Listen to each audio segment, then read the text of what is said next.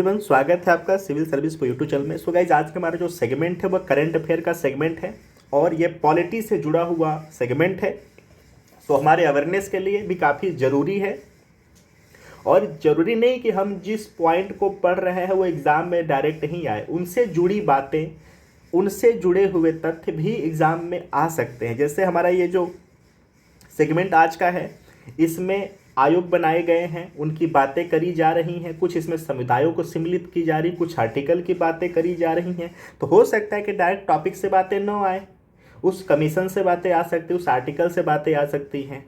ठीक है, तो हमें रिलेट करके पढ़ने की आदत डालनी पड़ेगी और आने वाले समय में हमें यही जो आदत है वो एग्ज़ाम में मैक्सिमम कंटेंट को सॉल्व करने में काफ़ी लाभकारी होगा। सो स्टार्ट करते हैं। धर्मांतरण करने वाले दलितों के लिए एक आयोग का गठन किया जाएगा। ठीक है, केंद्र सरकार हिंदू, बौद्ध और सिख धर्म के अलावा अन्य धर्मों में परिवर्तन होने वाले अनुसूचित जातियों और दलितों के सदस्यों की सामाजिक, आर्थिक और शैक्षिक स्थिति का अध्ययन करने के लिए एक राष्ट्रीय आयोग गठन करेगी। ओके, यह प्रस्तावित आयोग महत्वपूर्ण है क्योंकि वर्तमान में कई याचिकाएं सुप्रीम कोर्ट के समक्ष लंबित हैं जो दलित के लिए एससी आरक्षण लाभ की मांग कर रही हैं, जिन्होंने ईसाई या इस्लाम धर्म अपना लिया है।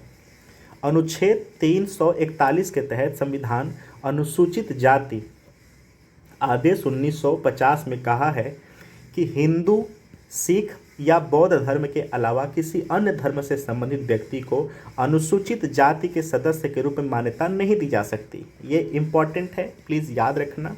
मूल आदेश ने केवल हिंदू धर्म से संबंधित अनुसूचित जाति के सदस्यों को वर्गीकृत किया था। बाद में 1956, ठीक है, ये देखिए 1950 का मामला था, 1956 में सिखों को शामिल करने और 1990 में बौद्धों को शामिल करने के लिए इसमें संशोधन किया गया।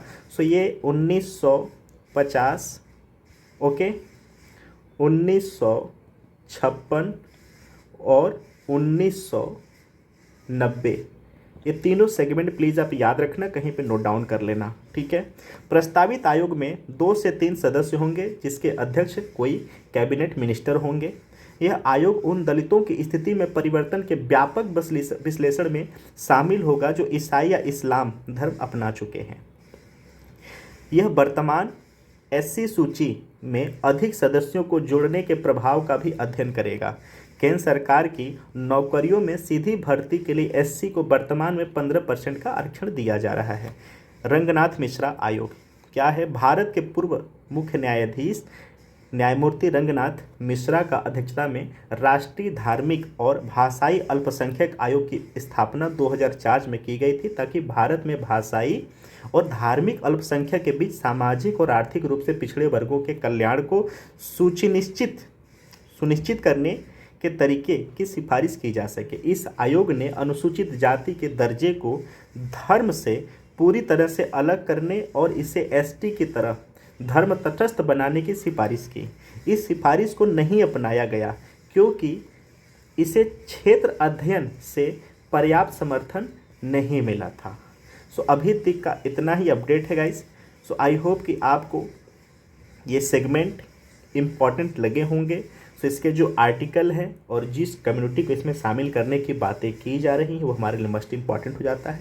सो आई होप कि आपको ये सेगमेंट बेहतर लगे होंगे। अगर इसमें कुछ और कंटेंट आपको पता है तो प्लीज़ कमेंट बॉक्स में कमेंट करिए।